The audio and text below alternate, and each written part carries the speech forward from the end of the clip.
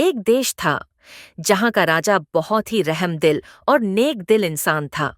वो प्रजा के लिए हर वक्त कुछ न कुछ अच्छा करता रहता। उसे अपनी प्रजा से इतना प्यार था कि लोग उसे दुआओं में याद रखते। उसी देश के एक कोने में एक छोटा सा गांव था और उस गांव में एक गरीब किसान रहता था।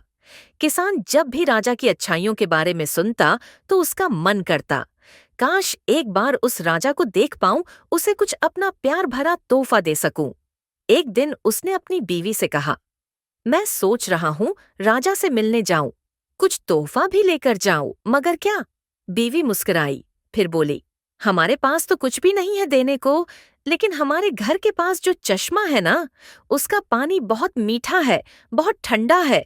ऐसा पानी शायद राजा ने कभी न पिया हो। किसान को बात जच गई। उसने 2 घड़ों में वो चश्मे का पानी भरा, गड्ढे पर रखा और अकेले निकल पड़ा राजा से मिलने। सफर लंबा था, कई हफ्तों तक चलता रहा, कभी धूप, कभी बारिश, लेकिन वो नहीं रुका। आखिरकार वो महल पहुंचा, राजा से मिलने की इजाजत ली और जैसे ही राजा के सामने पहुंचा, कहा, महाराज, ये हमारे गांव के चश्मे का पानी है। मैं आपको कुछ देना चाहता था, सोचा ये पानी ही आपके लिए सबसे खास चीज है। राजा मुस्कुराया और मंत्री से कहा, जरा देखो तो। मंत्री ने जब घड़ा खोला तो पानी में से बदबू आ रही थी, कई हफ्तों के सफर की वजह से। मंत्री ने राजा की तरफ देखा, जैसे पूछना चाहता हो क्या कहें, मगर राजा ने इशारा किया, चुप रहो। फिर ऊंची आवाज में कहा, हमें ये तोहफा बहुत पसंद आया। इसमें तुम्हारा प्यार है, तुम्हारी भावना है। फिर खजांची को हुक्म दिया, इन घड़ों को सोने से भर दिया जाए। किसान की आंखों में आंसू थे। इतनी खुशी उसने कभी महसूस नहीं की थी।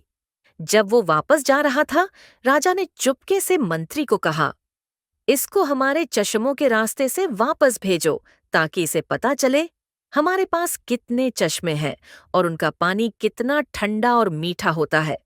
लेकिन जब वो वहां से गुजरा तो उसके दिल में कोई अफसोस नहीं था, बल्कि राजा के लिए उसका प्यार और भी बढ़ गया। तो दोस्तों, हमारी इबादत का भी यही हाल है। हम जो टूटी फूटी इबादत करते हैं, हम उसे बड़ी चीज समझकर अपने मालिक के हुजूर पेश करते हैं, हालांकि वो जानता है कि हमारी इबादत कितनी नाक़िस हैं। फिर भी वो रब्बुल आलमीन न सिर्फ कबूल करता है, बल्कि हमें इनामात से भी नवाजता है। अल्लाह पाक से दुआ है कि हमारी आजिज़ाना इबादत को अपनी बारगाह में कबूल फरमाए।